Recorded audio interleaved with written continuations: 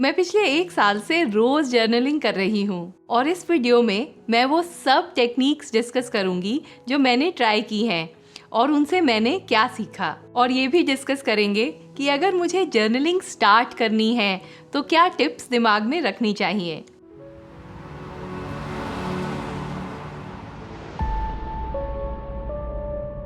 नमस्ते, मैं हूं गार्गी और आप देख रहे हैं the Aligned Souls. Mind, body और सोल से रिलेटेड और वीडियोस देखने के लिए हमारे चैनल को सब्सक्राइब करना ना भूलें।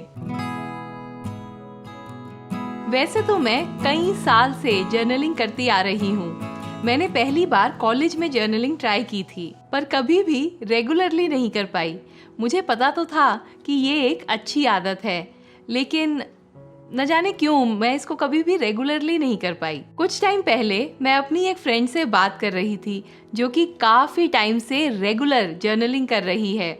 उसने मुझे फिर से प्रोत्साहित किया। मैंने जर्नलिंग को अपनी मॉर्निंग रूटीन का पार्ट बना लिया। जैसे ही मैं उठती हूँ मैं 10 से 15 मिनट जर्नलिंग कर लेती हूँ और फिर 40 से 45 मिनट या फिर कभी कभी 1 घंटा मेडिटेशन। ज्यादातर ये ग्रैटिट्यूड जर्नलिंग ही होती है जिसमें मैं लिखती हूँ थैंक यू उन सारी चीज़ों के लिए जो मेरे पास ऑलरेडी हैं, और इसमें मैं एंड में वो भी इंक्लूड कर देती हूँ जो चीज़ें मुझे चाहिए और उनके लिए मैं पहले से ही धन्यवाद लिख देती हूँ। कभी कभी अगर सुबह ना हो पाए किसी भी वजह से तो मैं उस दिन शाम को जर्नलिंग के लिए थोड़ा टाइम निकाल लेती हूँ।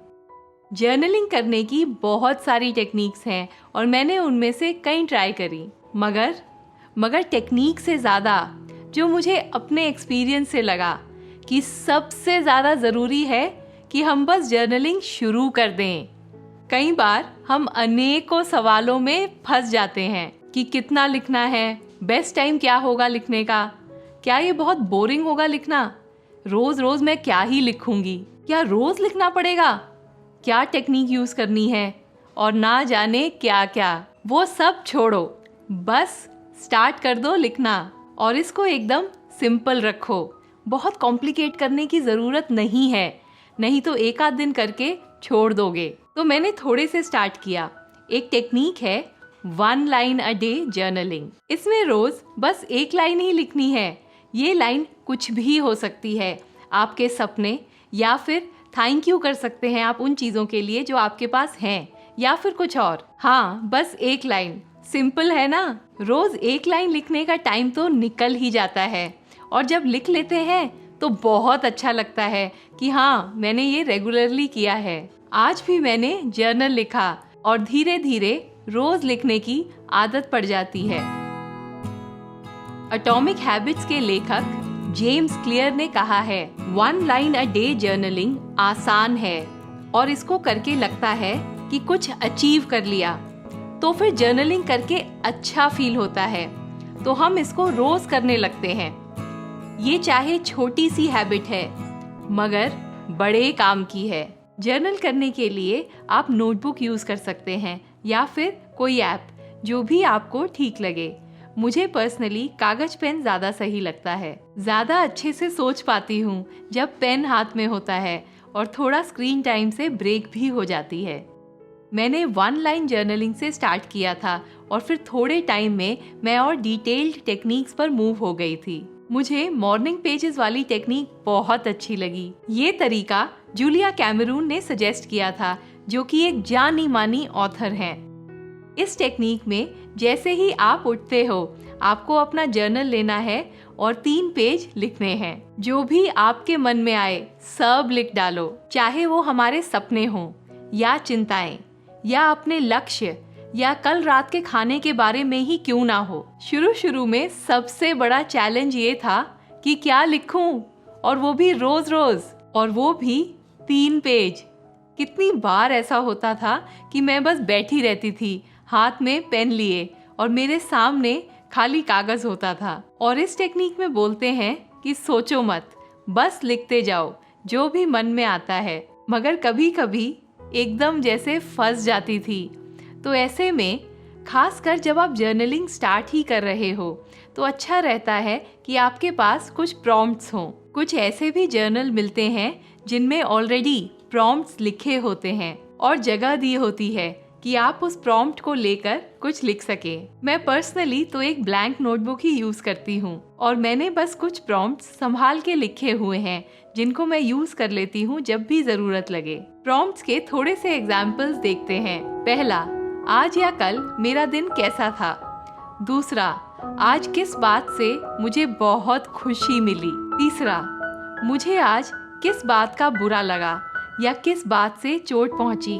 चौथा, क्या मैं किसी चीज से डिस्ट्रैक्टेड हूँ जिससे मैं आज अपने काम में मन नहीं लगा पा रही। पांचवा, मुझे कैसा लग रहा है, मैं क्या महसूस कर रही हूँ और क्यों। जब आप जर्नलिंग स्टार्ट करते हो तो कभी कभी आपको ऐसा लग सकता है कि मैं ये क्या कर रही हूँ या क्या कर रहा हूँ, क्या फालतू सा काम है ये सब, बस टाइम वेस्ट है। इन सब चीजों का कोई पॉइंट नहीं है, पर मेरा भरोसा रखो, अगर आप इसको रेगुलरली करेंगे तो इसके बेनिफिट्स आपको जरूर दिखेंगे। और जर्नलिंग रेगुलरली करने से एक और इंटरेस्टिंग चीज होती है, आपको कुछ पैटर्न्स दिखने लगते हैं जो कि पहले आपने कभी नहीं नोटिस किए होंगे। उदाहरण के लिए, मैंने जब अपने जर्नल के पेजेस को पलटा और ऐसे ही देख रही थी तो मैंने देखा कि जब मैंने बच्चों को थोड़ा गुस्सा किया था किसी बात पर, तो ऐसा नहीं था कि उन्होंने कुछ बहुत ही बड़ी गलती करी थी।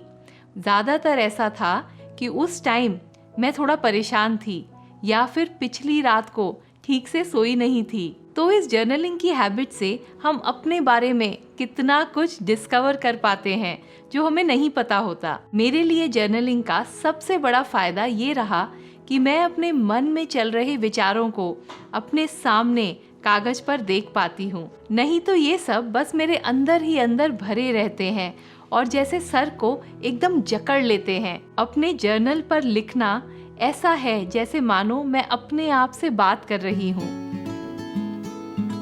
एन फ्रैंक ने लिखा था, मैं लिखना चाहती हूँ मगर उससे भी जरूरी मैं वो सब बाहर लाना चाहती हूँ जो मेरे अंदर दबा हुआ है। और क्या है ना कि कई बार बस यही चाहिए होता है कि अपने अंदर चल रहे थॉट्स को बस बाहर निकाल के जर्नल पर लिख दें। अपने सामने देखकर एकदम क्लियर हो जाता है, क्योंकि कई बार हमें पता भी नहीं होता कि हमारे मन में क्या चल रहा है।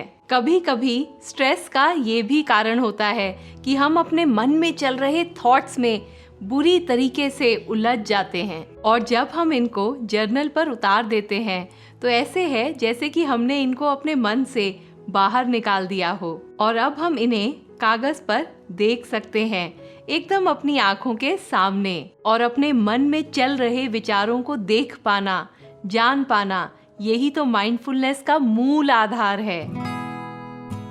मैं लिखता हूँ क्योंकि मुझे पता नहीं है कि मैं क्या सोच रहा हूँ जब तक मैं ये पढ़ ना लूं कि मेरा मन क्या कह रहा है। और सबसे सही चीज़ क्या है कि ये जर्नल मुझे जज नहीं करता, ये कभी नहीं जज करता, ये बस मेरी बात सुनता है। एन फ्रैंक ने कहा था, मनुष्य से ज़्यादा पेशेंस कागज में है। और क्योंकि ये जज नहीं करता, मैं इसे सच्चे दिल से सब बता सकती हूँ, सब सच कह सकती हूँ। और ये मैं अपने लिए कर रही हूँ, किसी और के लिए नहीं। तो मुझे ये जरा भी सोचने की जरूरत नहीं है कि कोई क्या सोचेगा। मैं खुले मन से सब सच लिख सकती हूँ। मैं लिखती हूँ ये जानने के लिए कि मैं क्या सोच रही हूँ, मैं क्या देख रही हूँ और इस सब का क्या मतलब है, मुझे क्या चाहिए और मुझे किस बात का डर है। जाने से पहले एक जरूरी बात, जर्नलिंग करते समय ये ध्यान रखें कि आप रेगुलरली कुछ पॉजिटिव जरूर लिखें। जर्नलिंग से कभी कभी एक नेगेटिविटी का चक्रव्यूह सा बन जाता है अगर हम सिर्फ अपनी प्रॉब्लम्स, टेंशन और चिंताओं के बारे में ही लिखते हैं। तो अगर मैं प्रॉम्प्ट्स यूज करती हूँ तो कुछ पॉजिटिव प्रॉम्प्ट्स अपने पास जरूर रखती हूँ, जैसे कि आज मुझे किस बात के लिए अपने ऊपर गर्व हुआ, आज कौन सा मेरा खुशी भरा मोमेंट था, आज मुझे किस चीज के लिए बहुत ग्रैटिट्यूड फील हो रहा है, या फिर किस बात से मेरे चेहरे पर मुस्कुराहट आई, या फिर ऐसे ही कोई और प्रॉम्प्ट्स। और अगर मैं बिना प्रॉम्प्ट्स के फ्रीली लिख रही हूँ तो मैं इस बात का ज़रूर ध्यान रखती हूँ कि मैं कुछ पॉजिटिव भी ज़रूर लिखूं, बैलेंस बना के रखूं। तो बस यही है मेरी जर्नलिंग की यात्रा। जर्नलिंग को ज़रूर ट्राई करें। कोई टेक्निक की ज़रूरत नहीं है, बस लिखना स्टार्ट कर दो। आपको थोड़े ही टाइम में इसके बेनिफिट्स दिखने लगेंगे। याद रखो कि जब आप अपने इस जर्नल के साथ हो तो कोई आपको जज नहीं कर रहा और आप अपने मन की गहराइयों में दबी हर बात इससे शेयर कर सकते हो। आप खुल के इससे बात कर सकते हो। बस अपना पेन उठाओ और अपने थॉट्स को बहने दो। आशा करती हूँ कि आपको ये वीडियो अच्छा लगा होगा। अगर हाँ तो प्लीज़ इस वीडियो को लाइक करें और हमारे चैनल को सब्सक्राइब करना ना भूलें। नेक्स्ट आप ये वीडियो देख सकते हैं जिससे हम सीखेंगे कि कैसे हम क्रैप राइटिंग के जरिए अपनी सारी चिंताएं और तनाव खत्म कर सकते हैं। धन्यवाद। ओम शांति।